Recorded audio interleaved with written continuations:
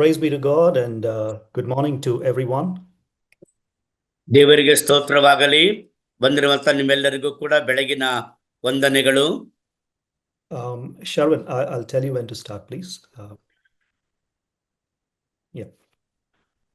So I praise God for this incredible honor of preaching His word this morning.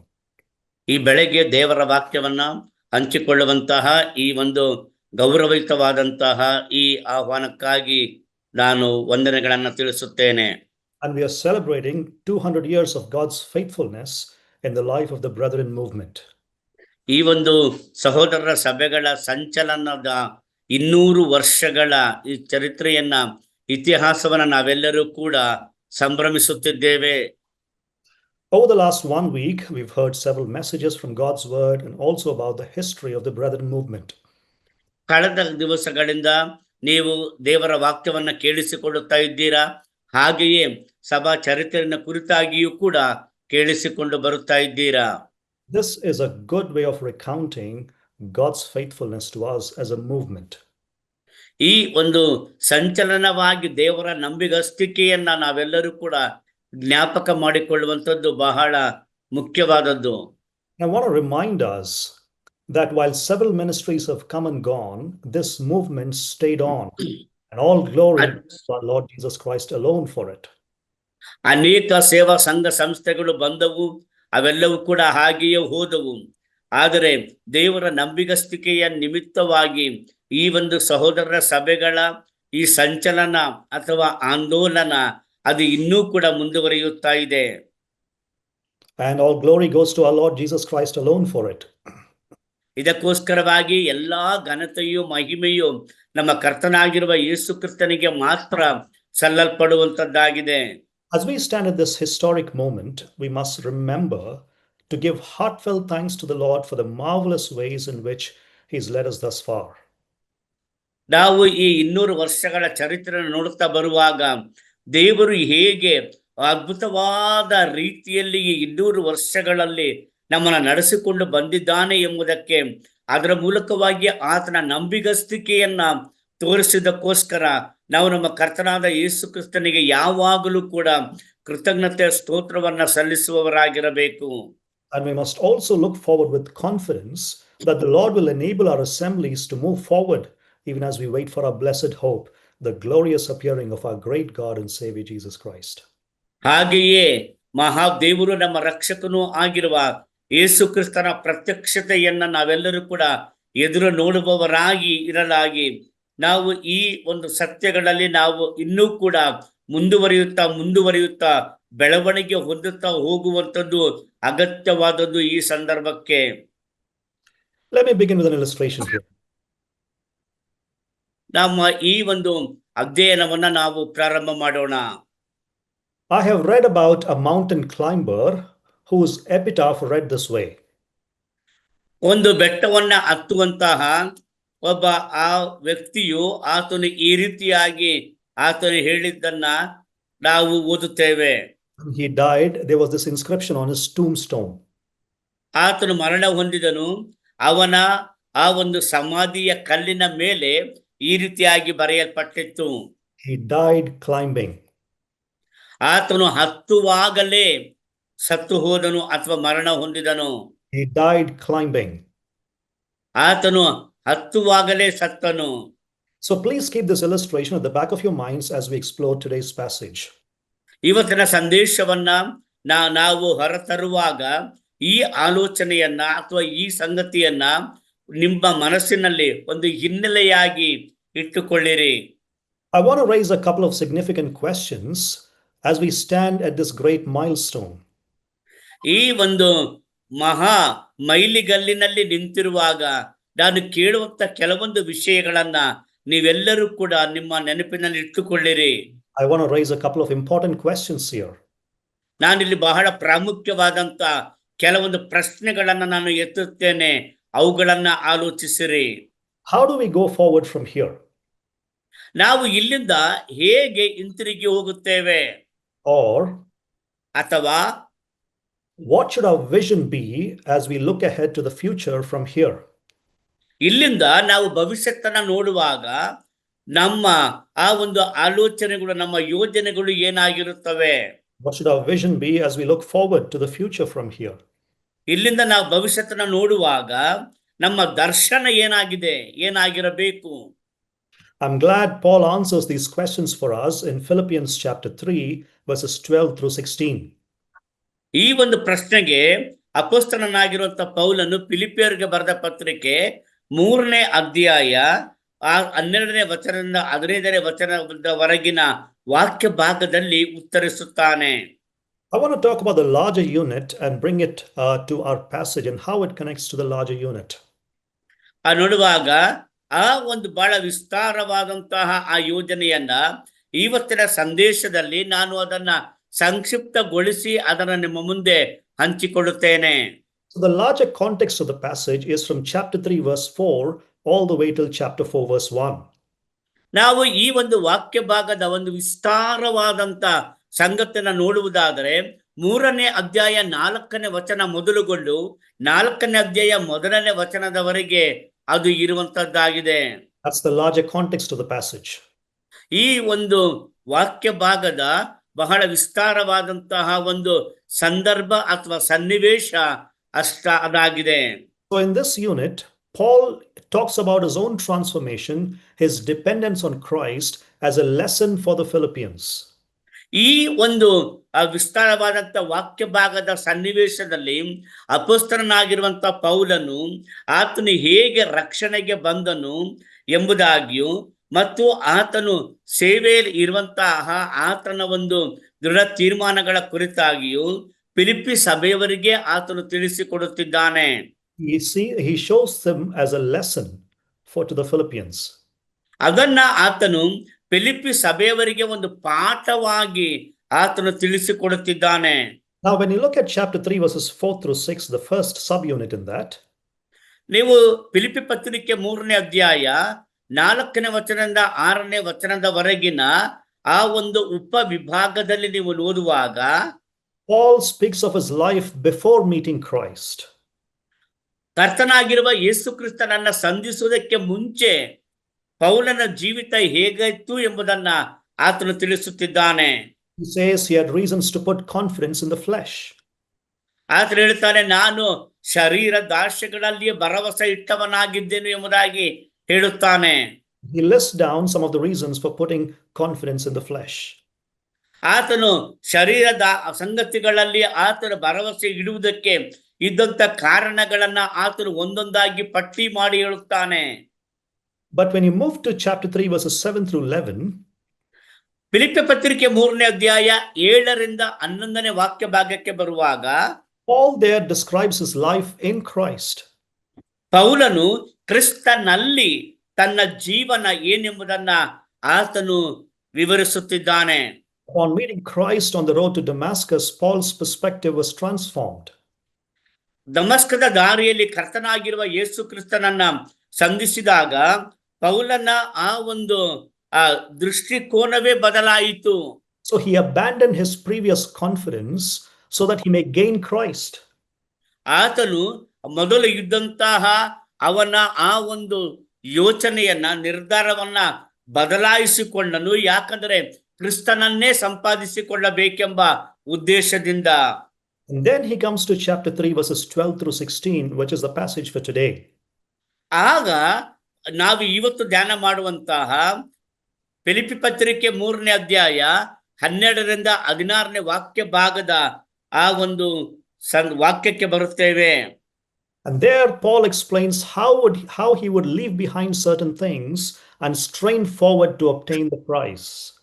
ಅದರ ಮೂಲಕವಾಗಿ ಪೌಲನು ಹೇಗೆ ಕೆಲವು ಸಂಗತಿಗಳನ್ನ ಆತನು ಹಿಂದಕ್ಕೆ ಬಿಟ್ಟು ಆತನು ಮುಂದಿನದನ್ನ ಆತನು ಹಿಡಿದುಕೊಳ್ಳುವುದಕ್ಕಾಗಿ ಹೇಗೆ ಆತನು ಕಷ್ಟಪಟ್ಟು ದಣಿದು ಆತನು ಮುಂದಕ್ಕೆ ಹೋಗುತ್ತಿದ್ದಾನೆ ಎಂಬುದನ್ನ ವಿವರಿಸುತ್ತಾನೆ. In other words, in this passage, Paul presents a vision for the Christian life. ಮತ್ತೊಂದು ಮಾತನ್ನ ಹೇಳುವುದಾದರೆ ಅಪೊಸ್ತಲನಾಗಿರುವಂತಹ ಪೌಲನು ಈ ವಾಕ್ಯ ಭಾಗದಲ್ಲಿ ಕ್ರೈಸ್ತ ಜೀವನಕ್ಕೆ ಅಗತ್ಯವಾದ ದರ್ಶನವನ್ನ ಆತನು ಪ್ರಚುರಪಡಿಸುತ್ತಿದ್ದಾನೆ. Today's passage will reveal to us two things that you and I must do from now on in our Christian lives as part of our vision. ಈ ವಾಕ್ಯ ಭಾಗವನ್ನು ಓದುವಾಗ ನಮ್ಮ ಕ್ರೈಸ್ತ ಜೀವನದ ಭಾಗವಾಗಿ ನಾವು ಮಾಡಬೇಕಾದ ಕಾರ್ಯಗಳು ಯಾವುವು ಎಂಬುದನ್ನ ಅಪೊಸ್ತಲನಾಗಿರುವಂತ ಪೌಲನು ಆತನ ಎರಡು ಸಂಗತಿಗಳ ಮೂಲಕವಾಗಿ ತಿಳಿಸಿಕೊಡುತ್ತಿದ್ದಾನೆ. Two important things that you and I must do from now on as we stand here at this milestone in our Christian lives as part of our vision forward. ನಾವು ಈ 200 ವರ್ಷಗಳ ಈ ಮೈಲಿಗಲ್ಲಿನಲ್ಲಿ ನಿಂತಿರುವಾಗ ನಾವು ಈ ಒಂದು 200 ಶತಮಾನದ ಈ ಸಂದರ್ಭದಲ್ಲಿ ನಾವು ಇರುವಾಗ ನಾವು ಮಾಡಬೇಕಾದಂತ ನಮ್ಮ ಕ್ರೈಸ್ತ ಜೀವನದಲ್ಲಿ ಮಾಡಲೇಬೇಕಾದಂತ ಎರಡು ಕಾರ್ಯಗಳನ್ನ ಅಪೊಸ್ತಲನಾಗಿರುವಂತ ಪೌಲನು ಸ್ಪಷ್ಟವಾಗಿ ಹೇಳುತ್ತಾನೆ. I will go verse by verse and step by step, and I have an outline on the screen which will be moved by Brother Donston. He'll help me move that, and then we'll go step by step. Please follow along in your Bibles and also in the outline, please. That'll be shown on the slides. ನಂತರ ವಾಕ್ಯ ಒಂದು ವಾಕ್ಯದ ನಂತರ ಮತ್ತೊಂದು ವಾಕ್ಯವನ್ನ ನಾವು ಓದಿ ಧ್ಯಾನ ಮಾಡುತ್ತಾ ಮುಂದೆ ಸಾಗೋಣ. ನಾನು ಈ ಸಮಯದಲ್ಲಿ ಈ ಸಂದೇಶದ ಈ ಒಂದು ಹೊರರೇಖೆಯನ್ನ ಔಟ್ಲೈನ್ ಅನ್ನ ನಿಮ್ಮ ಮುಂದೆ ಪ್ರದರ್ಶಿಸುತ್ತಾ ಇದ್ದೇವೆ. ಇದನ್ನ ನಾವು ಅನುಸರಿಸುತ್ತಾ ನಾವು ಸಂದೇಶದಲ್ಲಿ ಮುಂದೆ ಸಾಗುತ್ತೇವೆ. Brother Donston, can we have it go step by step as I speak, please? Not the full thing. ಪೂರ್ಣವಾಗಿ ಹಾಕುವುದಕ್ಕಿಂತ ಸೋದರ ಡಾನ್ಸ್ಟನ್ ಅದನ್ನ ಒಂದೊಂದೇ ಪಾಯಿಂಟ್ ಆಗಿ ನಾನು ಹೇಳುವಾಗ ಆಯಾ ಪಾಯಿಂಟ್ಗಳನ್ನು ಮಾತ್ರ ಹಾಕ್ಲಿಕ್ಕೆ ಸಾಧ್ಯವಾ? Okay, we'll move forward and they will look at that. The first thing is that we must always strive towards our final prize of fully knowing Christ. ಮೊದಲನೇದಾಗಿ ನಾವು ಅರ್ಥ ಮಾಡಿಕೊಳ್ಳುವುದು ಏನಂತ ಹೇಳಿದ್ರೆ, ನಮ್ಮ ಅಂತಿಮವಾಗಿ ಕೊನೆಯಲ್ಲಿ ನಾವು ಪಡೆಯುವಂತಹ ಆ ಬಹುಮಾನವಾಗಿರುವ ಕ್ರಿಸ್ತನನ್ನ ಸಂಪೂರ್ಣವಾಗಿ ತಿಳಿದುಕೊಳ್ಳುವುದರ ಕಡೆಗೆ ನಾವು ಬಹಳವಾಗಿ ಪ್ರಯಾಸ ಪಟ್ಟು ಹೋಗಲೇಬೇಕು. Both for us as individuals and for us as assemblies. ನೋಡುವಾಗ ಒಬ್ಬೊಬ್ಬರಾಗಿ ಹಾಗೂ ಸಭೆಯಾಗಿ ನಾವು ಅದಕ್ಕಾಗಿ ನಾವು ಹೋರಾಡಬೇಕು. The pursuit of Christ must be our constant endeavor in life. ಕ್ರಿಸ್ತನನ್ನ ಸಂಪಾದಿಸಿಕೊಳ್ಳಬೇಕೆನ್ನುವುದೇ ನಮ್ಮ ಕ್ರೈಸ್ತ ಜೀವನದಲ್ಲಿ ನಿರಂತರವಾದಂತಹ ಪ್ರಯತ್ನವಾಗಿರಬೇಕು. This is what we see in the life of the Apostle Paul.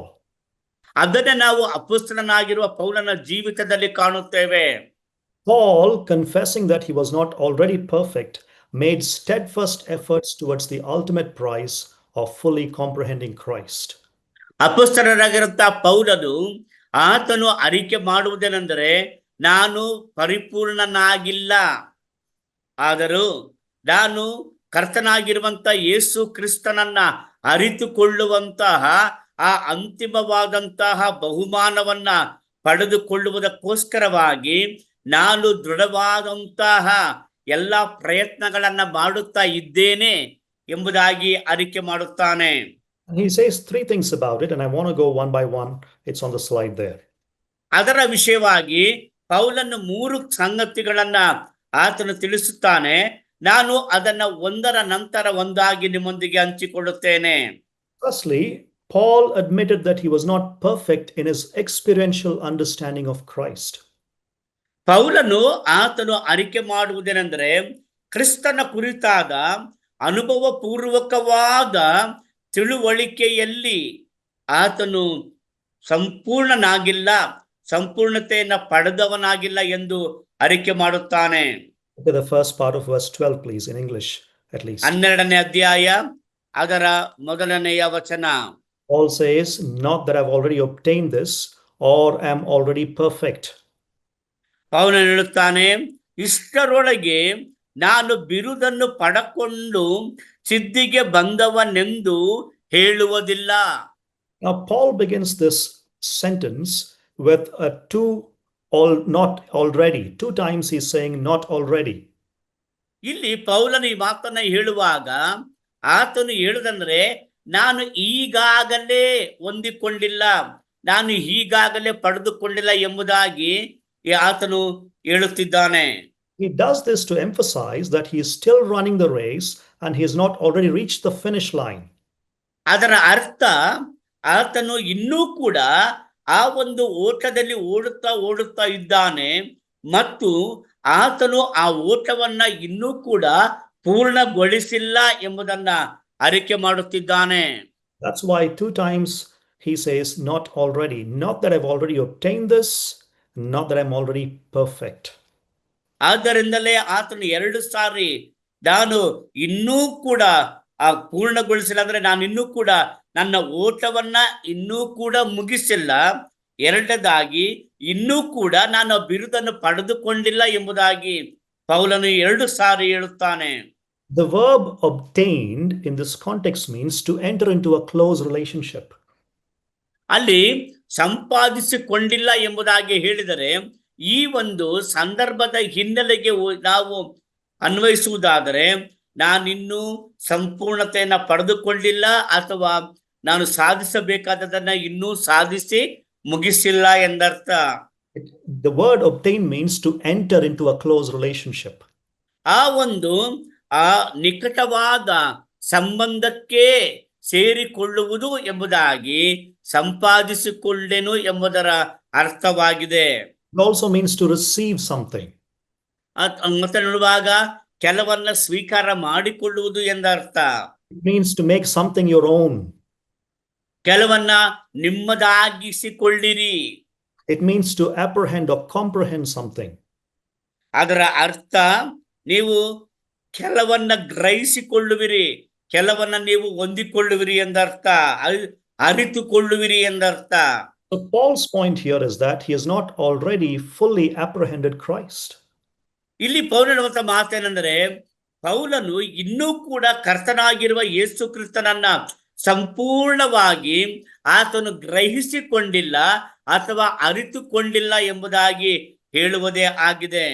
Now Paul was grasped by Christ, apprehended by Christ on the road to Damascus. ಪೌಲನು ಆ ಒಂದು ದಮಸ್ಕದ ದಾರಿಯಲ್ಲಿ ಹೋಗುವಾಗ ಕರ್ತನಾಗಿರುವ ಯೇಸು ಕ್ರಿಸ್ತನಿಂದ ಆತನು ಅರಿಯಲ್ಪಟ್ಟನು ಅಥವಾ ತಿಳಿಯಲ್ಪಟ್ಟನು. And ever since then, he has desired to grasp and comprehend Christ.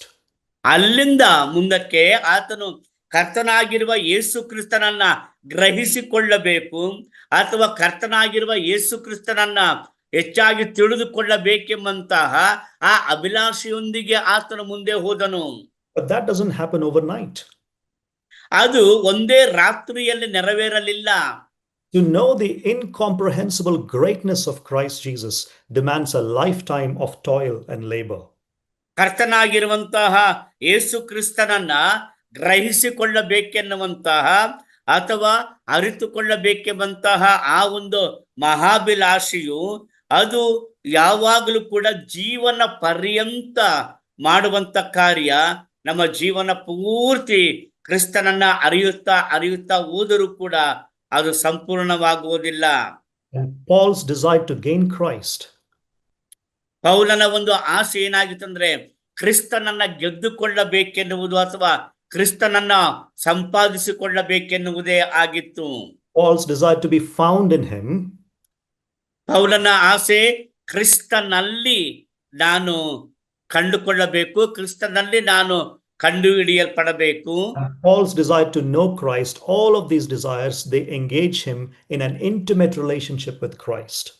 ಕ್ರಿಸ್ತನನ್ನ ತಿಳಿದುಕೊಳ್ಳಬೇಕು ಹಾಗೂ ಎಲ್ಲಾ ಸಂದರ್ಭಗಳಲ್ಲಿಯೂ ಕರ್ತನಾದ ಯೇಸು ಕ್ರಿಸ್ತನೊಂದಿಗೆ ಆ ಒಂದು ಅನ್ಯೋನ್ಯ ಒಡನಾಟದ ಸಂಬಂಧವನ್ನ ಹೊಂದಿಕೊಂಡಿರಲೇಬೇಕೆಂಬುದಾಗಿ ಅವನ ಅಭಿಲಾಷೆಯಾಗಿತ್ತು. It is a lifelong process of intellectual understanding and also moral and character transformation. ಜೀವನ ಪರ್ಯಂತ ಆತನನ್ನ ತಿಳಿದುಕೊಳ್ಳುವಂತ ಜ್ಞಾನ ಹಾಗೆಯೇ ನೈತಿಕವಾಗಿಯೂ ಸಾಮಾಜಿಕವಾಗಿಯೂ ಆತನಲ್ಲಿ ಜೀವಿಸುವಂತಹ ಜೀವಿತದ ಅಭಿಲಾಷೆ. So he begins by saying that he has not already obtained this. ಆತನು ಏನು ಹೇಳ್ತಾನೆ ಅಂದ್ರೆ ನಾನು ಈಗಾಗಲೇ ಅದನ್ನ ಪಡಕೊಂಡು ಸಿದ್ಧಿಗೆ ಬಂದವನೆಂದು ಹೇಳುವುದಿಲ್ಲ ಎಂದು ಅರಿಕೆ ಮಾಡುತ್ತಾನೆ. Next he says he has not already become perfect.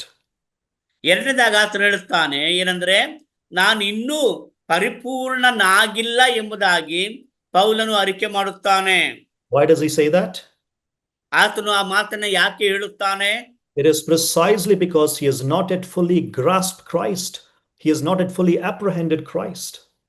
ಯಾಕಂದ್ರೆ ಆತನು ಕ್ರಿಸ್ತನನ್ನ ಸಂಪೂರ್ಣವಾಗಿ ಗ್ರಹಿಸಿಕೊಂಡಿಲ್ಲ ಅಥವಾ ಸಂಪೂರ್ಣವಾಗಿ ಆತನು ತಿಳಿದುಕೊಂಡಿಲ್ಲ ಎಂಬುದೇ ಅದರ ಅರ್ಥ.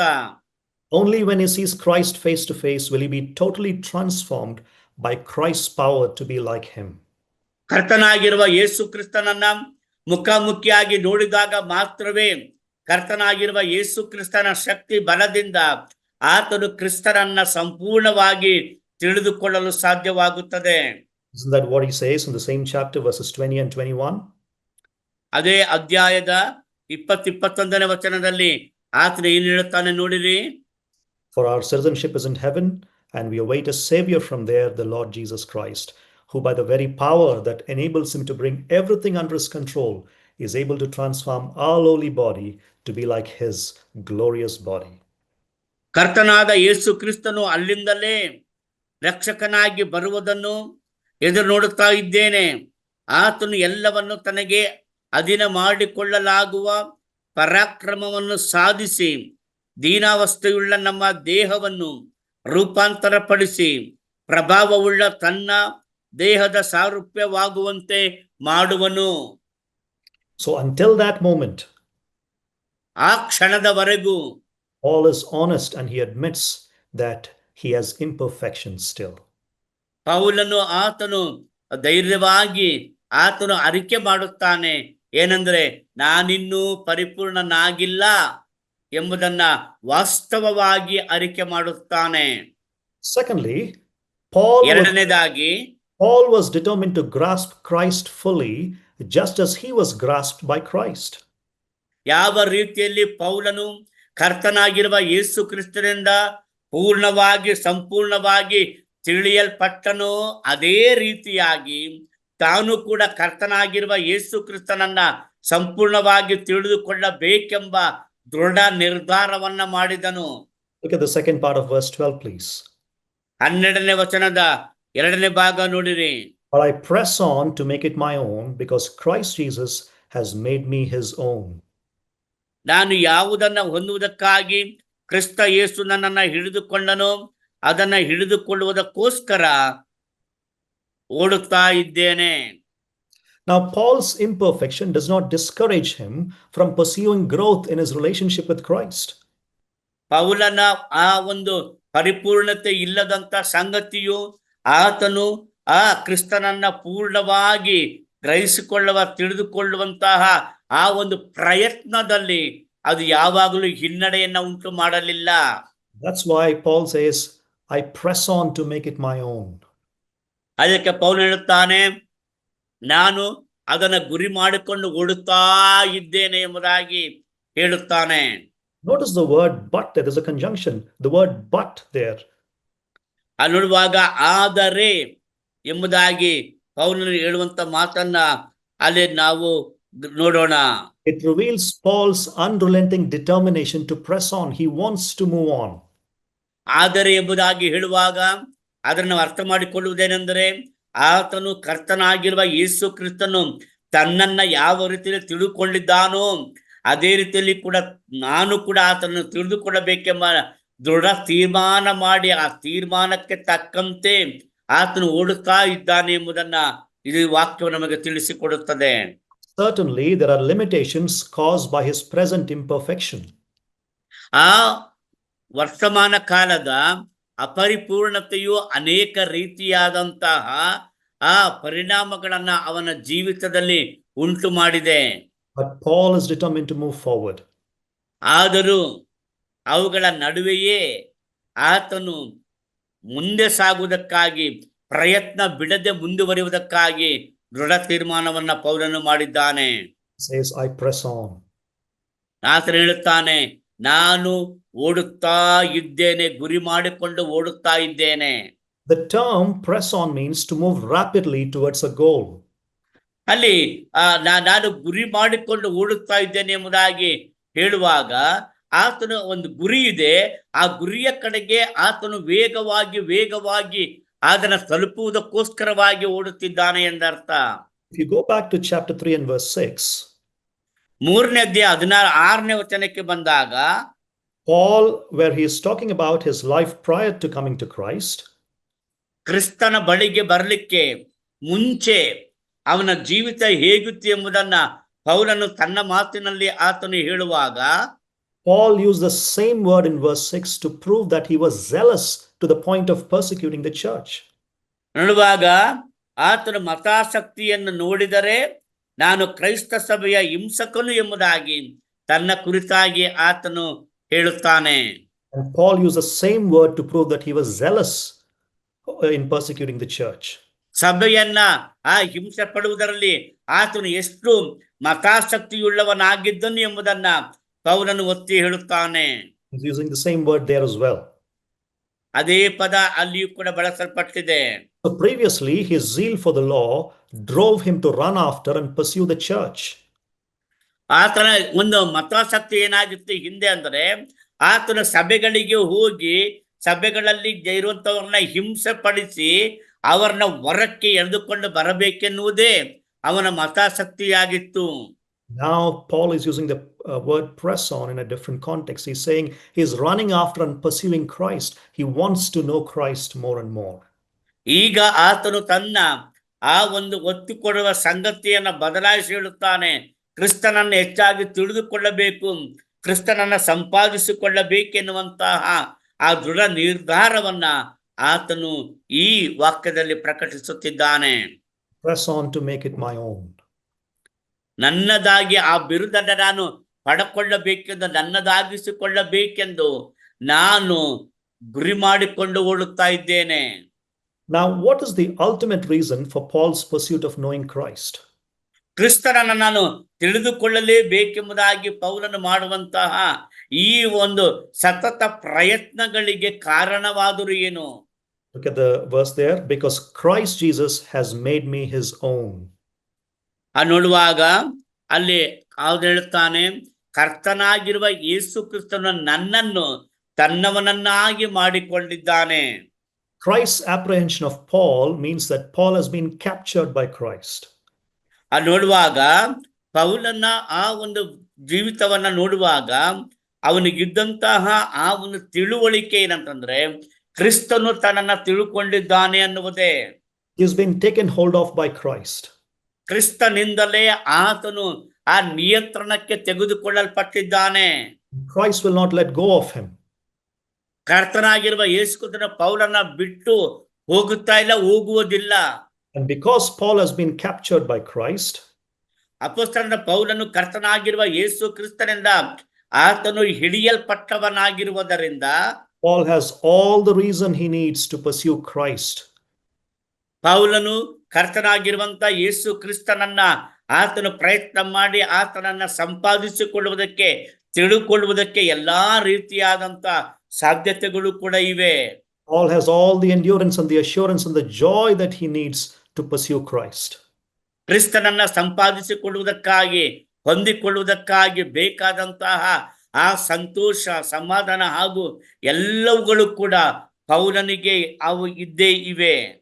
He is running hard after Christ with his heart wide open to receive Christ because he has already been received by Christ Jesus himself. ಕರ್ತನಾಗಿರುವ ಯೇಸು ಕ್ರಿಸ್ತನಿಂದ ಈಗಾಗಲೇ ಆತನು ಪಡೆದುಕೊಂಡವನಾಗಿರುವುದರಿಂದ ಪೌಲನ ಒಂದೇ ಒಂದು ಆಶೆ, ಎಲ್ಲ ಪ್ರಯತ್ನಗಳ ಮೂಲಕವಾಗಿ, ಎಲ್ಲ ಸತತ ಪ್ರಯತ್ನಗಳ ಮೂಲಕವಾಗಿ ನಾನು ಸಹ ಕರ್ತನಾಗಿರುವ ಯೇಸು ಕ್ರಿಸ್ತನನ್ನ ತಿಳಿದುಕೊಳ್ಳಬೇಕು, ಗ್ರಹಿಸಿಕೊಳ್ಳಲೇಬೇಕೆನ್ನುವಂತಹ ಆ ಆಲೋಚನೆಯಲ್ಲಿ ಓಡುತ್ತಾ ಇದ್ದಾನೆ. So Paul was determined to grasp Christ fully, just as he was grasped by Christ. ಯಾವ ರೀತಿಯಲ್ಲಿ ಕರ್ತನಾಗಿರುವ ಯೇಸು ಕ್ರಿಸ್ತನು ಪೌಲನನ್ನ ತಿಳುಕೊಂಡನೋ, ಗ್ರಹಿಸಿಕೊಂಡನೋ, ಅದೇ ರೀತಿಯಲ್ಲಿ ಪೌಲನು ಕೂಡ ಕರ್ತನಾಗಿರುವ ಯೇಸು ಕ್ರಿಸ್ತನನ್ನ ತಿಳುಕೊಳ್ಳಬೇಕು, ಗ್ರಹಿಸಿಕೊಳ್ಳಬೇಕು ಎನ್ನುವಂತಹ ದೃಢ ತೀರ್ಮಾನವನ್ನ ಮಾಡಿದವನಾಗಿದ್ದನು. Thirdly, ಮೂರನೇದಾಗಿ Paul made it his singular focus to attain the goal for the prize of fully knowing Christ.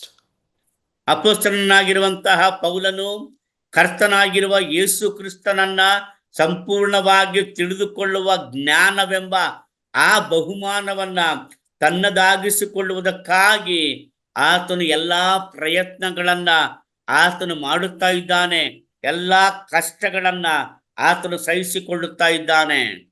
Look at verses 13 and 14. He says, "Brothers, I do not consider that I've made it my own, but one thing I do, forgetting what lies behind and straining forward to what lies ahead, I press on toward the goal for the prize of the upward call of God in Christ Jesus." 13-14 ವಚನ. ಸಹೋದರರೇ, ನಾನಂತೂ ಹಿಡಿದುಕೊಂಡವನೆಂದು ನನ್ನನ್ನು ಈವರೆಗೂ ಎಣಿಸಿಕೊಳ್ಳುವುದಿಲ್ಲ.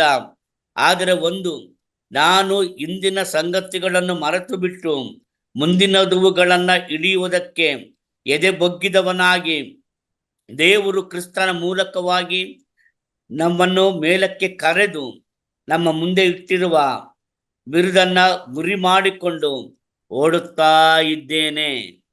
Notice here, Paul is now addressing them as brothers. ಇಲ್ಲಿ ನೋಡ್ರಿ, ಪೌಲನು ಅವರನ್ನ ಸಹೋದರರೇ ಎಂದು ಸಂಬೋಧಿಸುತ್ತಿದ್ದಾನೆ. It reminds his readers of his personal relationship with them. ಈ ಒಂದು ಮಾತು ಅಪೊಸ್ತಲನಾದ ಪೌಲನು ಅವರೊಂದಿಗೆ ಹೊಂದಿದ್ದ ವೈಯಕ್ತಿಕವಾದ ಒಡನಾಟದ ಸಂಬಂಧ ಹೇಗಿತ್ತು ಎಂಬುದನ್ನ ತಿಳಿಸಿಕೊಡುತ್ತದೆ. It almost seems like he is looking into their eyes and personally saying to them, "I really mean what I just said. I'm not perfect yet."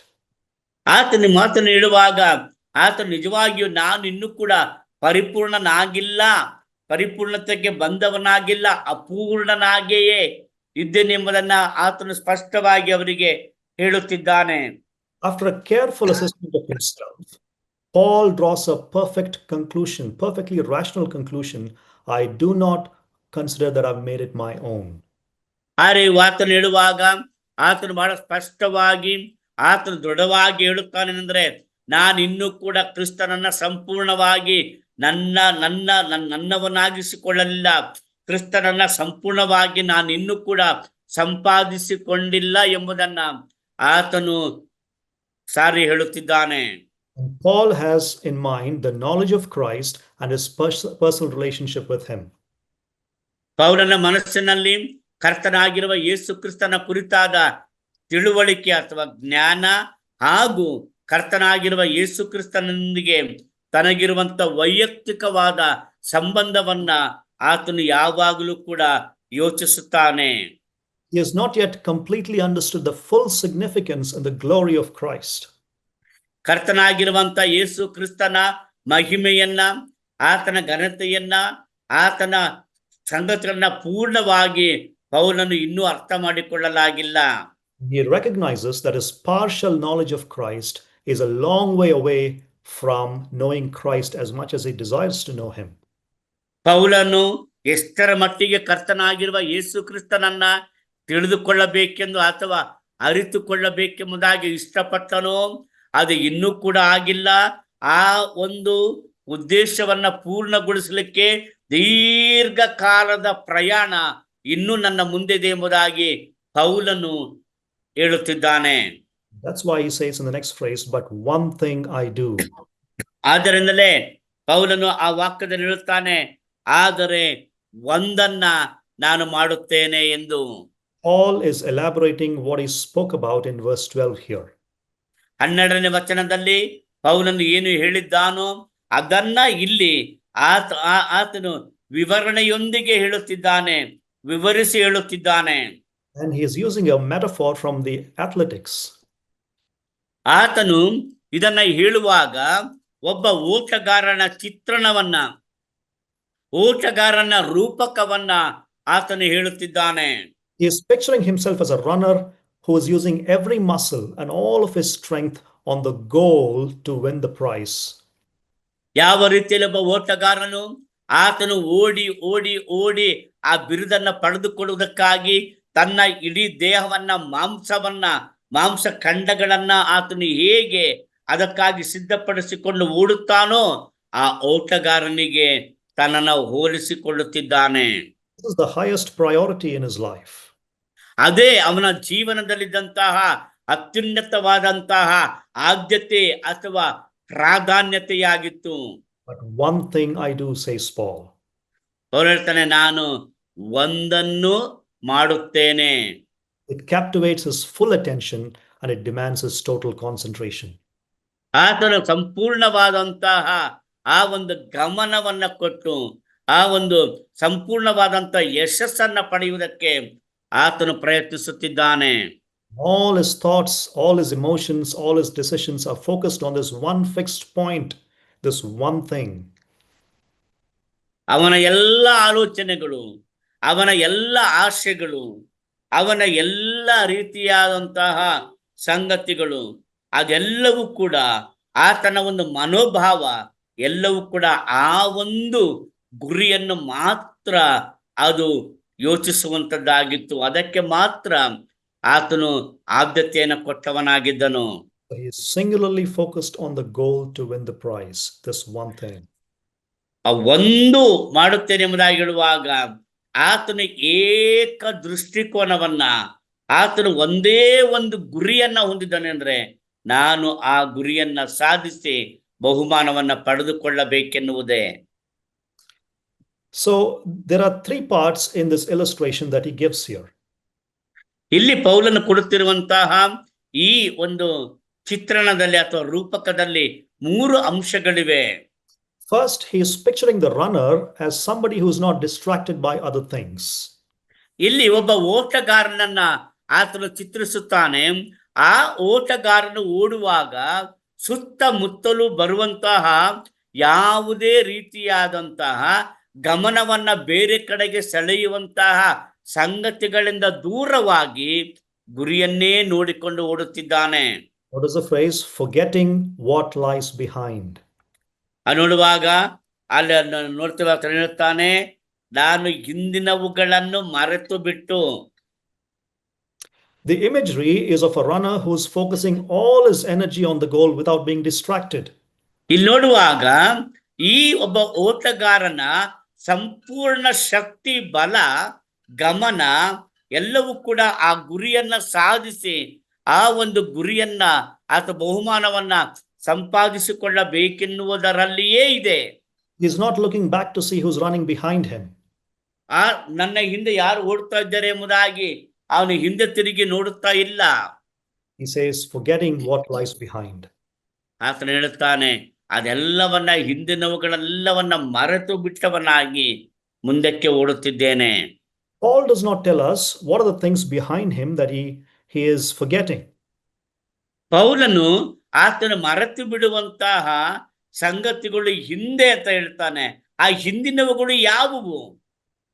He does not tell us that. ಅದನ್ನ ಪೌಲನು ಹೇಳುತ್ತಾ ಇಲ್ಲ. Nor does he teach us how to forget these kinds of things. ಅಥವಾ ಈ ಹಿಂದಿನ ಸಂಗತಿಗಳನ್ನ ಮರೆಯುವುದು ಹೇಗೆ ಎಂಬುದನ್ನು ಕೂಡ ಆತನು ನಮಗೆ ಕಲಿಸಿಕೊಡುತ್ತಾ ಇಲ್ಲ. Paul simply says, forgetting what lies behind. ಆದ್ರೆ ಪೌಲನು ಸರಳವಾಗಿ ಆತನು ಹೇಳುತ್ತಾನೆ, ನಾನು ಹಿಂದಿನವುಗಳನ್ನ ಮರೆತು ಬಿಟ್ಟವನಾಗಿ ಓಡುತ್ತಿದ್ದೇನೆ. Perhaps he's thinking all the way back to his days as a zealous persecutor of the church. ಆದ್ರೆ ಆತನು ಹಿಂದಕ್ಕೆ ಹೋಗಿ ನೋಡುವಾಗ ಬಹಳ ಮತಾಭಿಮಾನಿಯಾಗಿ ಸಭೆಗಳನ್ನ ಹಿಂಸೆ ಪಡಿಸುವವನಾಗಿದ್ದನು ಎಂಬುದನ್ನ ಆತನು ಜ್ಞಾಪಕ ಮಾಡಿಕೊಳ್ಳುತ್ತಿದ್ದಾನೆ. We know that Paul forgot all the accomplishments and failures of his time before his encounter with Christ.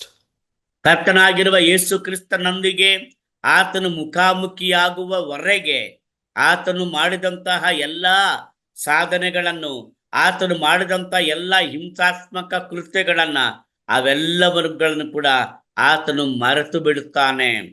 He considered all those things as worthless, as garbage compared to knowing Christ. ಕ್ರಿಸ್ತನನ್ನ ಅರಿಯುವುದೇ ಶ್ರೇಷ್ಠವೆಂದೆಣಿಸಿ ಆ ಹಿಂದಿನ ಎಲ್ಲವುಗಳನ್ನ ಆತನು ಕಸವೆಂದು ಆತನು ಪರಿಗಣಿಸುತ್ತಾನೆ. But Paul's reference in this context to what lies behind points to also those things in his life as a believer in Christ.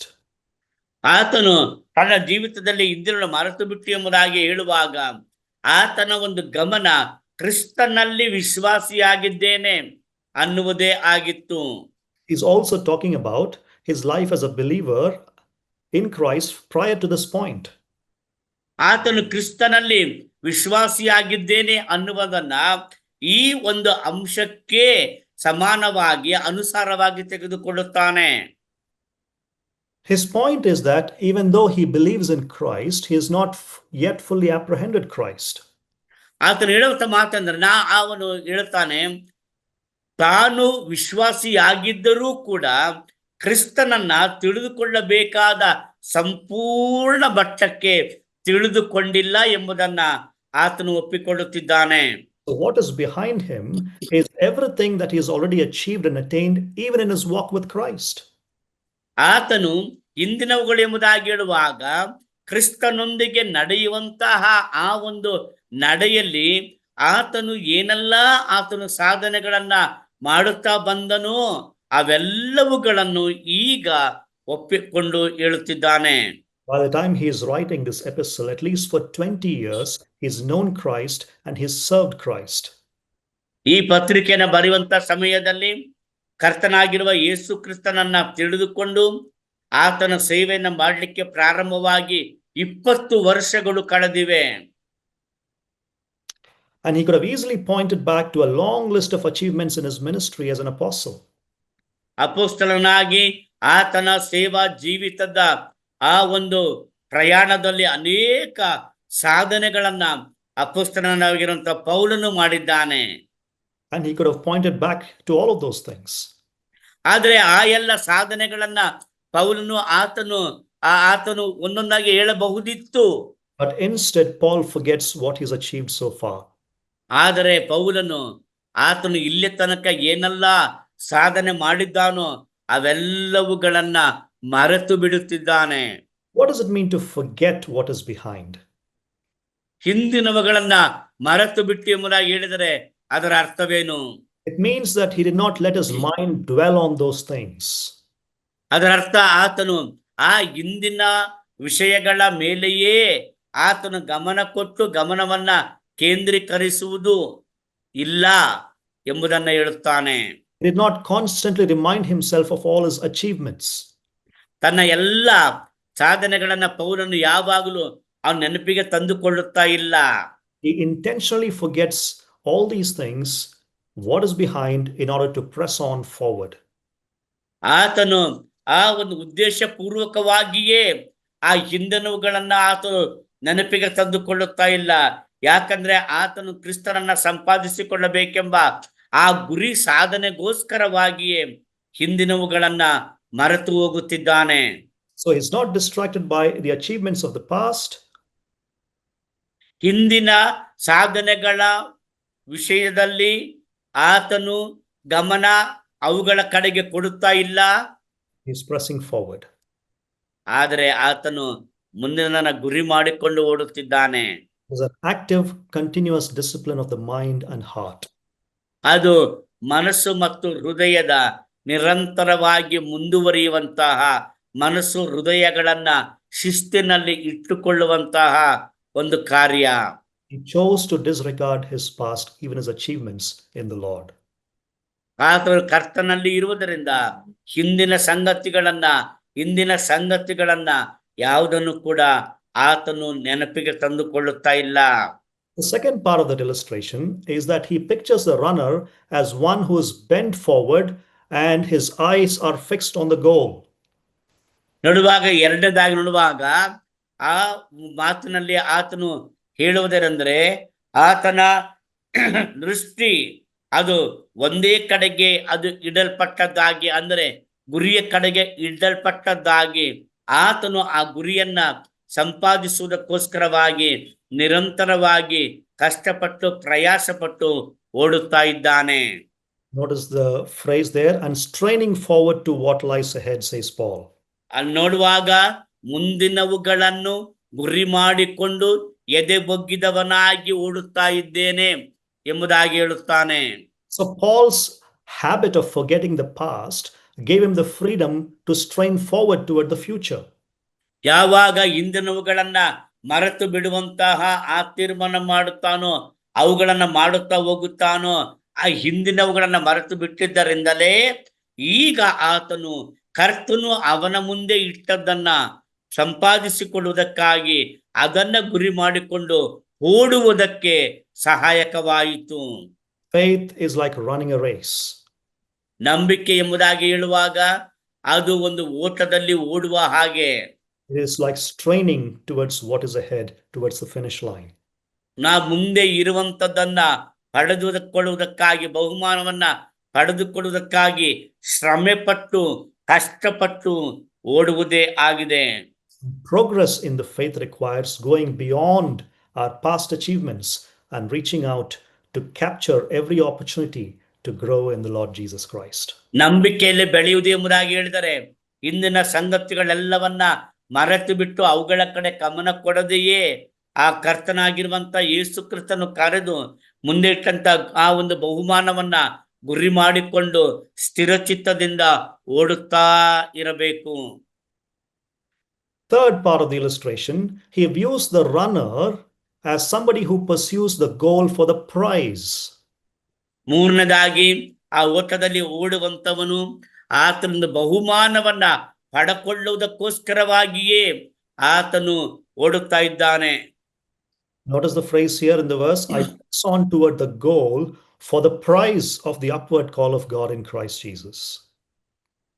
ನೋಡುವಾಗ ಎದೆ ಬಗ್ಗಿದವನಾಗಿ ದೇವರು ಕ್ರಿಸ್ತನ ಮೂಲಕವಾಗಿ ನಮ್ಮನ್ನು ಮೇಲಕ್ಕೆ ಕರೆದು ನಮ್ಮ ಮುಂದೆ ಇಟ್ಟಿರುವ ಬಿರುದನ್ನು ಗುರಿ ಮಾಡಿಕೊಂಡು ಓಡುತ್ತಾ ಇದ್ದೇನೆ. Paul is talking about the finish line, the goal of the race here. ಪೌಲನು ಇಲ್ಲಿ ಆತನು ಮುಗಿಸಬೇಕಾದಂತ ತೀರಿಸಬೇಕಾದಂತ ಗುರಿ ಸಾಧನೆಯ ಕುರಿತಾಗಿ ಇಲ್ಲಿ ಮಾತಾಡುತ್ತಿದ್ದಾನೆ. In this race, he is not yet at the finish line. ಆತನನ್ನು ಹೇಳುವಾಗ ಓಡುತ್ತಾ ಇದ್ದೇನೆ ಅಂದ್ರೆ ನಾನಿನ್ನೂ ಕೂಡ ನನ್ನ ಓಟವನ್ನ ಮುಗಿಸಿಲ್ಲ ಎಂದರ್ಥ. He has not yet completed the race. ಆತನು ಆ ಓಟವನ್ನ ಆತನು ಇನ್ನೂ ಕೂಡ ಮುಗಿಸಿಲ್ಲ ಎಂದರ್ಥ. So he must press on. ಮತ್ತು ಆತನು ಓಡುತ್ತಾ ಇದ್ದಾನೆ. For the second time, Paul is using the verb press on here. ಎರಡನೇ ಸಾರಿ ಪೌಲನು ಆತನು ಗುರಿ ಮಾಡಿಕೊಂಡು ಓಡುತ್ತಾ ಇದ್ದೇನೆ ಎಂಬುದಾಗಿ ಹೇಳುತ್ತಾನೆ. It means to move forward decisively towards a goal. ಅದರ ಅರ್ಥ ಆತನು ಸಂಪೂರ್ಣವಾಗಿ ಆ ಒಂದು ಗುರಿಯ ಕಡೆಗೆ ಗಮನ ಕೊಟ್ಟು ಅದನ್ನೇ ನೋಡಿಕೊಂಡು ಓಡುತ್ತಾ ಇದ್ದೇನೆ ಎಂಬುದಾಗಿ ಪೌಲನು ಹೇಳುತ್ತಾನೆ. It talks about Paul's daily pursuit of his goal. ಅದು ಅಪೊಸ್ತಲನಾದ ಪೌಲನು ಪ್ರತಿ ದಿನವೂ ಕೂಡ ಆ ಒಂದು ಗುರಿ ಸಾಧನೆಯನ್ನೇ ಗುರಿಯಾಗಿಟ್ಟುಕೊಂಡು ಆತನು ಅದನ್ನೇ ಹೊಂದಿಕೊಳ್ಳುವುದಕ್ಕಾಗಿ ಓಡುತ್ತಿದ್ದಾನೆ. He keeps on running, he never gives up. ಆತನು ಓಡುತ್ತಲೇ ಇದ್ದಾನೆ, ಆದರೆ ಓಡುವುದನ್ನ ಆತನು ಎಂದಿಗೂ ಕೂಡ ಬಿಟ್ಟು ಕೊಟ್ಟಿಲ್ಲ. And as he looks at the goal, he disregards everything else but the goal. ಆತನು ಒಂದು ಆ ಗುರಿಯನ್ನ ನೋಡಿದಾಗ ಉಳಿದದೆಲ್ಲವನ್ನ ಮರೆತು ಬಿಡುತ್ತಾನೆ, ಹಿಂದಿನವುಗಳನ್ನ ಮರೆತು ಬಿಡುತ್ತಾನೆ. ಅವನ ದೃಷ್ಟಿ ಆ ಒಂದು ಗುರಿ ಅಥವಾ ಬಹುಮಾನದ ಮೇಲೆ ಮಾತ್ರವೇ ಇಡಲ್ಪಟ್ಟಿದೆ. And what is the reason for running this race of faith in Christ? ಹಾಗಾದರೆ ಕ್ರಿಸ್ತನಲ್ಲಿ ಆ ನಂಬಿಕೆಯ ಓಟವನ್ನ ಆ ಓಡುವುದಕ್ಕೆ ಕಾರಣವಾದರೂ ಏನು? It is for the prize of the upward call of God in Christ Jesus. ದೇವರು ನನ್ನನ್ನ ಮೇಲಕ್ಕೆ ಕರೆದು ನನ್ನ ಮುಂದೆ ಇಟ್ಟಿರುವ ಆ ಬಿರುದನ್ನ ಗುರಿ ಮಾಡಿಕೊಂಡು ಓಡುತ್ತಾ ಇದ್ದೇನೆ. His prize is gaining Christ fully and completely. ಈ ಒಂದು ಪದವಿ ಅಥವಾ ಈ ಒಂದು ಬಹುಮಾನ ಏನೆಂದರೆ ಕರ್ತನಾಗಿರುವ ಯೇಸು ಕ್ರಿಸ್ತನನ್ನ ಸಂಪೂರ್ಣವಾಗಿ ತಿಳಿದುಕೊಂಡು ಆತನನ್ನ ಸಂಪಾದಿಸಿಕೊಳ್ಳಬೇಕೆನ್ನುವುದೇ. The future goal of winning that prize captured Paul's complete attention and life itself. ಈ ಒಂದು ಗುರಿ ಸಾಧನೆ ಮಾಡಿ ಕ್ರಿಸ್ತನನ್ನ ಸಂಪಾದಿಸಿಕೊಳ್ಳಬೇಕೆನ್ನುವಂತಹ ಅವನ ಮನಸ್ಸು ಸಂಪೂರ್ಣವಾಗಿ ಕ್ರಿಸ್ತನಿಂದಲೇ ಆವರಿಸಲ್ಪಟ್ಟದ್ದಾಗಿದೆ. So in application, let me ask you this question very sincerely as I ask myself this question. ಈ ಒಂದು ಪ್ರಶ್ನೆಯನ್ನ ನನಗೆ ನಾನೇ ಹಾಕಿಕೊಂಡ ಹಾಗೆ ಪ್ರಾಮಾಣಿಕವಾಗಿ ನಿಮಗೂ ಕೂಡ ಈ ಪ್ರಶ್ನೆಯನ್ನ ಕೇಳುತ್ತೇನೆ. What efforts are we taking to obtain the prize of the full knowledge of Christ Jesus? ಕರ್ತನಾಗಿರುವ ಯೇಸು ಕ್ರಿಸ್ತನನ್ನು ಸಂಪೂರ್ಣವಾಗಿ ತಿಳಿದುಕೊಳ್ಳಬೇಕೆಂಬ ಆ ಪದವಿ ಅಥವಾ ಆ ಬಹುಮಾನವನ್ನ ನಾವು ಪಡೆದುಕೊಳ್ಳುವುದಕ್ಕೋಸ್ಕರವಾಗಿ ನಾವು ಏನೆಲ್ಲಾ ಪ್ರಯತ್ನಗಳನ್ನ ಮಾಡುತ್ತಾ ಇದ್ದೇವೆ. You know, brothers and sisters, as we celebrate 200 years of the Brethren movement this week, ಈ ವಾರ ಕರ್ತನಲ್ಲಿ ಪ್ರಿಯ ಸಹೋದರ ಸಹೋದರಿ, ನಾವೆಲ್ಲರೂ ಕೂಡ ಸಹೋದರರ ಸಭೆಗಳ ಸಂಚಲನ, ಆಂದೋಲನ ಅಥವಾ ಚಳುವಳಿ ಪ್ರಾರಂಭವಾಗಿ 200 ವರ್ಷಗಳಾಗಿರುವುದನ್ನ ನಾವು ಈಗ ಆಚರಿಸುತ್ತಾ ಸಂಭ್ರಮಿಸುತ್ತಿರುವಂತಹ ಈ ಗಳಿಗೆಯಲ್ಲಿ it is a good time for some serious introspection. ನಾವು ಗಂಭೀರವಾಗಿ ನಮ್ಮನ್ನ ಮನಶೋಧನೆ ಮಾಡಿಕೊಳ್ಳಬೇಕಾದ ಸಮಯವಿದಾಗಿದೆ. Has the busyness of our lives distracted us from that one thing? ನಮ್ಮ ಜೀವನದಲ್ಲಿ ನಾವು ಮಾಡುವಂತ ವ್ಯವಹಾರಗಳು ಆ ಒಂದೇ ಒಂದು ಗುರಿ, ಕ್ರಿಸ್ತನನ್ನ ಅರಿತುಕೊಳ್ಳಬೇಕೆಂಬಂತ ಗುರಿಯಿಂದ ನಮ್ಮ ಗಮನವನ್ನ ಬೇರೆ ಕಡೆಗೆ ಸೆಳೆಯುತ್ತಾ ಇದ್ದಾವ? Has the influence of unnecessary voices in our lives distracted us from that one thing? ಅನಗತ್ಯವಾದಂತಹ ಸ್ವರಗಳು ನಮ್ಮ ಜೀವನದಲ್ಲಿ ನಾವು ಕೇಳಿಸಿಕೊಳ್ಳುವಂತ ಅನಗತ್ಯ ಸ್ವರಗಳು ನಮ್ಮ ಆ ಒಂದೇ ಗುರಿಯ ಕಡೆಗೆ ಇರುವ ಗಮನವನ್ನ ಬೇರೆ ಕಡೆಗೆ ಸೆಳೆಯುತ್ತಾ ಇವೆಯಾ? Or has friendship with the world distracted us from that one thing? ಅಥವಾ ಲೋಕದಲ್ಲಿ ಇರುವಂತಹ ಸ್ನೇಹ ಅಥವಾ ಸ್ನೇಹಿತರು ಆ ಒಂದೇ ಗುರಿಯಿಂದ ನಮ್ಮ ಗಮನವನ್ನ ಬೇರೆ ಕಡೆಗೆ ಸೆಳೆಯುತ್ತಾ ಇವೆಯಾ? Brothers and sisters, since we have not yet attained the full knowledge of Christ, we must make it our one singular goal for life. ಪ್ರಿಯ ಸಹೋದರ ಸಹೋದರಿ, ನಾವಿನ್ನು ಕೂಡ ಕ್ರಿಸ್ತನ ಆ ಒಂದು ಪರಿಪೂರ್ಣತೆಯನ್ನು ನಾವು ತಲುಪದೆ ಆ ಗುರಿಯನ್ನ ಮುಟ್ಟದೆ ಇರುವುದರಿಂದ ನಮ್ಮ ಜೀವಿತದಲ್ಲಿ ನಾವು ಯಾವಾಗಲೂ ಕೂಡ ಆ ಗುರಿಯ ಕಡೆಗೆ ನಾವು ಹೋಗುವಂತಹ ಆ ತೀರ್ಮಾನವನ್ನ ಮಾಡುವಾಗ ನಾವು ಈ ವಿಷಯದಲ್ಲಿ ಗಂಭೀರವಾಗಿ ಯಾವ್ಯಾವುದು ನಮ್ಮ ಗಮನವನ್ನು ಸೆಳೆಯುತ್ತವೆಯೋ ಅವುಗಳ ವಿಷಯವಾಗಿ ಗಂಭೀರವಾಗಿ ನಾವು ಯೋಚಿಸಬೇಕು. That should be the highest priority of our lives. ಅದೇ ನಮ್ಮ ಜೀವನದ ಉನ್ನತ ಧ್ಯೇಯವಾಗಿರಬೇಕು. It must capture all of our attention, all of our energies, that one thing. ಆ ಒಂದೇ ಒಂದು ಎನ್ನುವಂಥದ್ದು ನಮ್ಮ ಎಲ್ಲ ಶಕ್ತಿಯನ್ನ, ನಮ್ಮ ಎಲ್ಲ ಗುರಿಯನ್ನ, ನಮ್ಮ ಎಲ್ಲವುಗಳನ್ನ ಅದು ಒಂದೇ ಹಿಡಿದಿಟ್ಟುಕೊಂಡದ್ದಾಗಿರಬೇಕು. You know, there's a temptation to drop out of the race.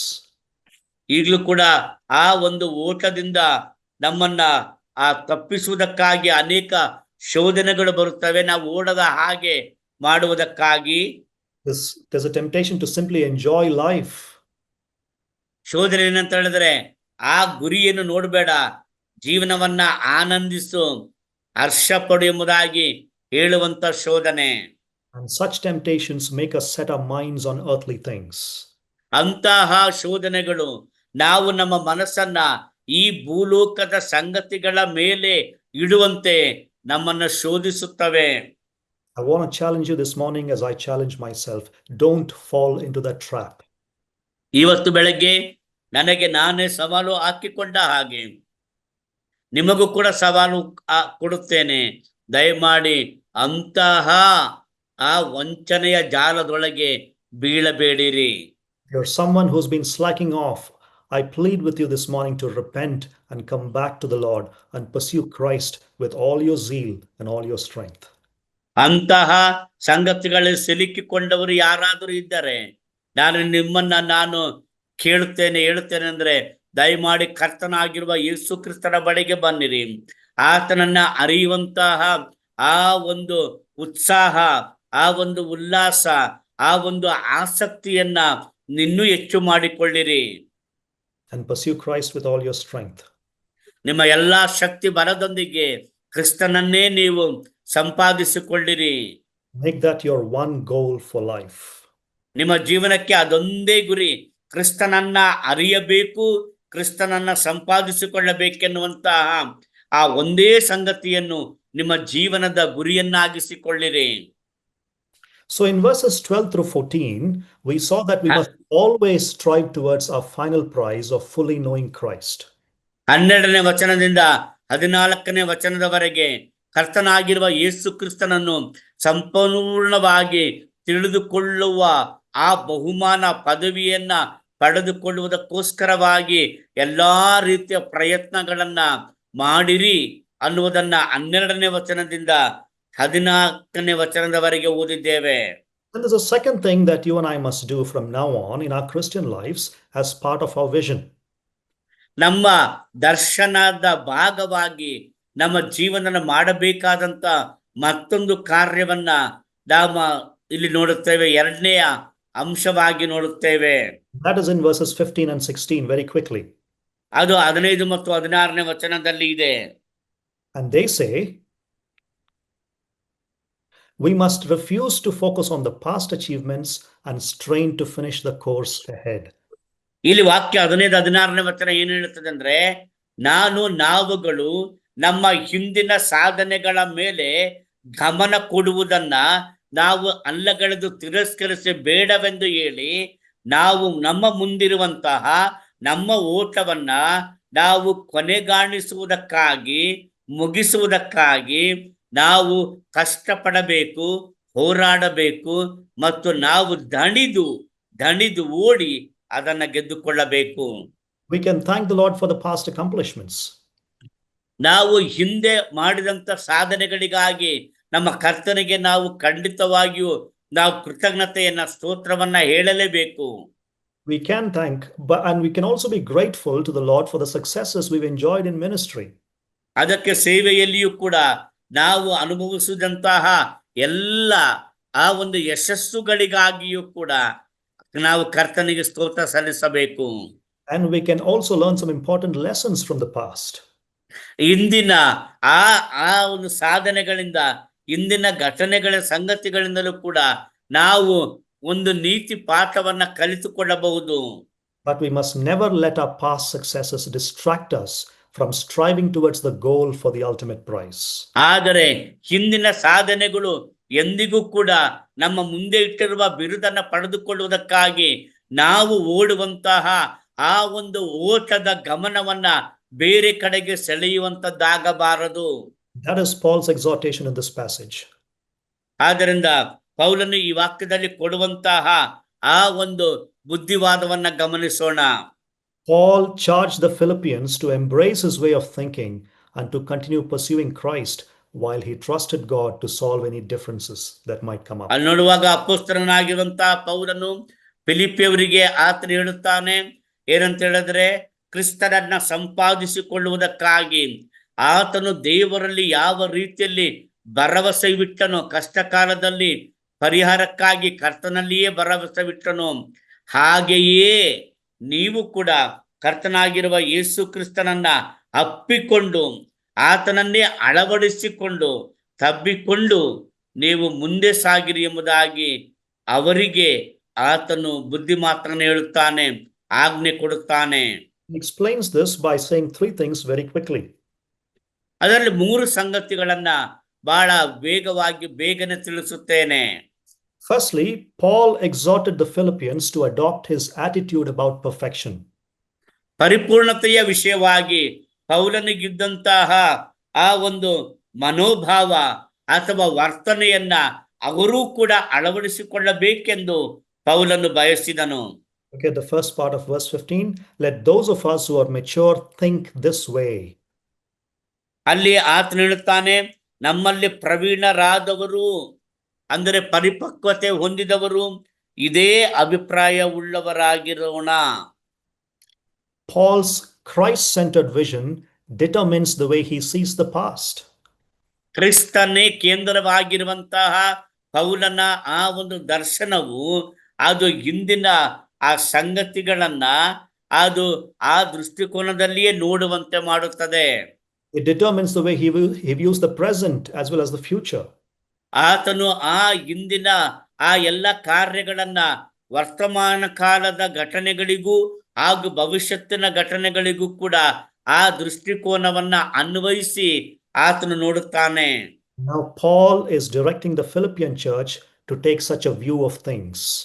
ಅಂತಹ ದೃಷ್ಟಿಕೋನವನ್ನ ಹೊಂದಿಕೊಂಡಿರಬೇಕೆಂದು ಅಪೊಸ್ತಲನಾಗಿರುವಂತ ಪೌಲನು ಆ ಫಿಲಿಪ್ಪಿಯ ವಿಶ್ವಾಸಿಗಳಿಗೆ ಅಂದ್ರೆ ಸಭೆಗೆ ಆತನು ಆಜ್ಞೆ ಕೊಡುತ್ತಾನೆ. Paul is giving a direction for all of us who are mature. ಈಗ ಆ ಕ್ರಿಸ್ತಿಯ ಪರಿಪಕ್ವತೆಯಲ್ಲಿರುವಂತ ನಮ್ಮೆಲ್ಲರಿಗೂ ಕೂಡ ಪೌಲನು ಅದೇ ಸಲಹೆಯನ್ನ, ಅದೇ ಬುದ್ಧಿ ಮಾತನ್ನ ನಮಗೂ ಹೇಳುತ್ತಾನೆ. What is maturity in this context? ಈ ವಾಕ್ಯ ಭಾಗದ ಹಿನ್ನೆಲೆಯಲ್ಲಿ ನೋಡುವಾಗ ಪ್ರವೀಣರಾಗುವುದು ಅಥವಾ ಪರಿಪಕ್ವತೆ ಹೊಂದಿದವರಾಗಿರುವುದು ಎಂಬುದಾಗಿ ಹೇಳಿದರೆ ಅರ್ಥವೇನು? Maturity is taking Paul's view of things. It is having Paul's attitude. ಅದೇನಂತಂದ್ರೆ ಅಪೊಸ್ತಲ ಪೌಲನ ಮನೋಭಾವವನ್ನ, ಅವನ ವರ್ತನೆಯನ್ನ ನಮ್ಮ ಜೀವಿತದಲ್ಲಿಯೂ ಕೂಡ ಅಳವಡಿಸಿಕೊಂಡು ಅದೇ ಮನೋಭಾವವುಳ್ಳವರಾಗಿರುವುದು, ಅದೇ ವರ್ತನೆ ನಾವು ಹೊಂದಿದವರಾಗಿರುವುದು. And notice here, Paul is including himself in his exhortation to his readers. Let us do it, he says. ಇಲ್ಲಿ ಗಮನಿಸಿರಿ, ಪೌಲ ಹೇಳುತ್ತಾನೆ, ನಾವು ಇದನ್ನ ಮಾಡೋಣ ಎಂಬುದಾಗಿ ಪೌಲ ಹೇಳುತ್ತಾನೆ. He is including himself in the exhortation. ಆತನು ಈ ಒಂದು ಬುದ್ಧಿ ಮಾತನ್ನ ಹೇಳುವಾಗ ತನ್ನನ್ನು ಕೂಡ ಸೇರಿಸಿಕೊಂಡೇ ಆತನು ಹೇಳುತ್ತಾನೆ.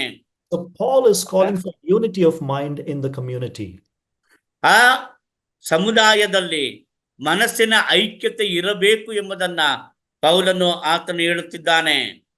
And there's no selfishness in this attitude.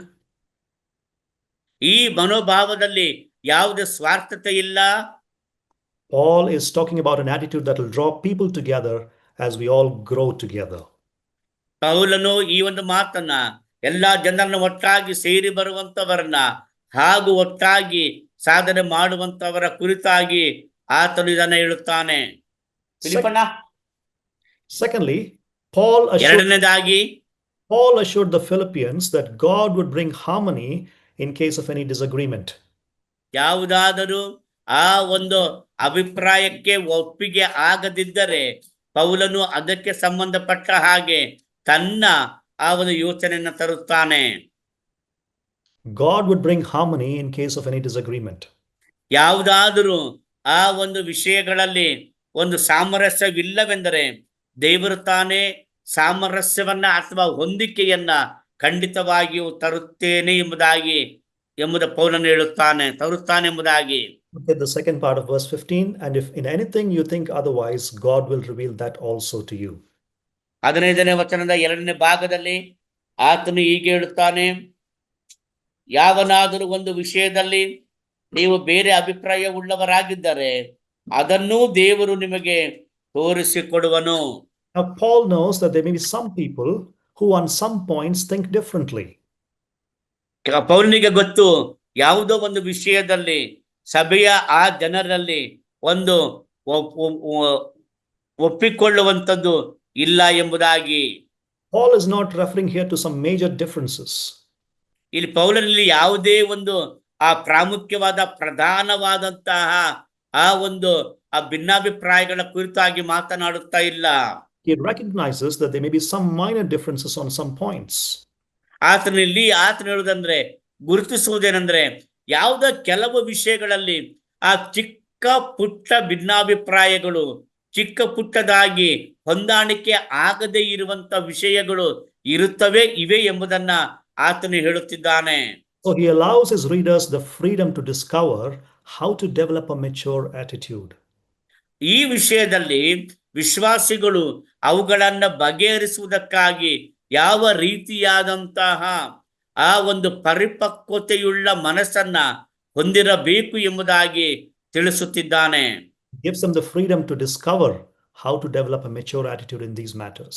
ಅದಕ್ಕೆ ಪರಿಹಾರವನ್ನ ಕಂಡುಕೊಳ್ಳುವುದಕ್ಕೆ ಆತನು ಸ್ವಾತಂತ್ರ್ಯವನ್ನ ಆತನು ಕೊಡುತ್ತಾನೆ. ಪರಿಪಕ್ವತೆಯುಳ್ಳ ಮನಸ್ಸುಳ್ಳವರಾಗಿ ಅದನ್ನು ಬಗೆಹರಿಸಬೇಕು ಎಂಬುದಾಗಿ ಅವರೇ ನಿರ್ಧರಿಸುವಂತಹ ಸ್ವಾತಂತ್ರ್ಯವನ್ನ ಅವರಿಗೆ ಕೊಡುತ್ತಾನೆ.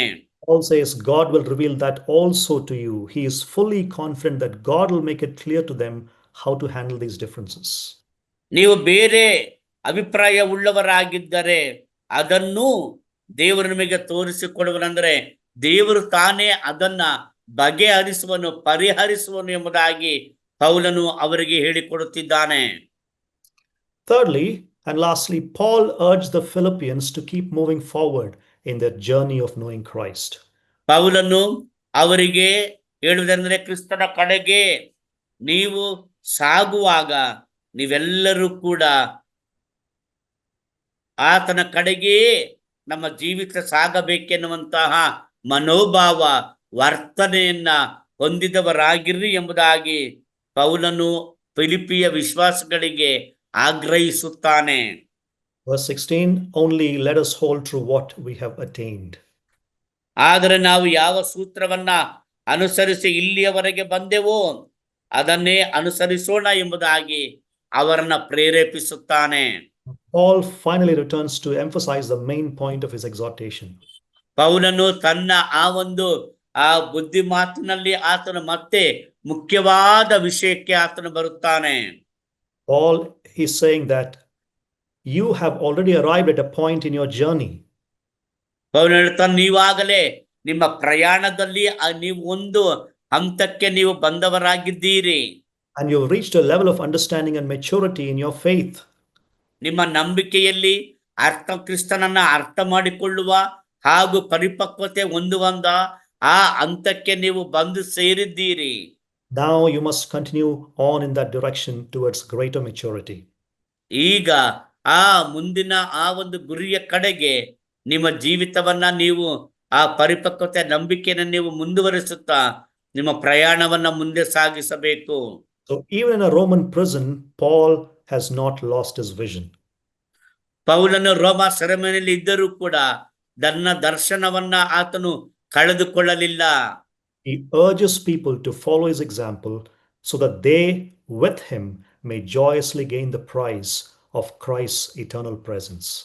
ಆತನು ಫಿಲಿಪ್ಪಿ ವಿಶ್ವಾಸಿಗಳಿಗೆ ತಾನು ಯಾವ ರೀತಿಯಲ್ಲಿ ಆ ನಿತ್ಯವಾದಂತ ಬಿರುದನ್ನ ಪಡೆದುಕೊಳ್ಳುವುದಕ್ಕಾಗಿ ಓಡುತ್ತಾ ಇದ್ದನೋ ಹಾಗೆಯೇ ಅವರು ಕೂಡ ಓಡಬೇಕೆಂಬುದಾಗಿ ಆತನವರನ್ನ ಆಗ್ರಹಿಸುತ್ತಿದ್ದಾನೆ ಅಥವಾ ಅವರನ್ನ ಪ್ರೇರೇಪಿಸುತ್ತಿದ್ದಾನೆ.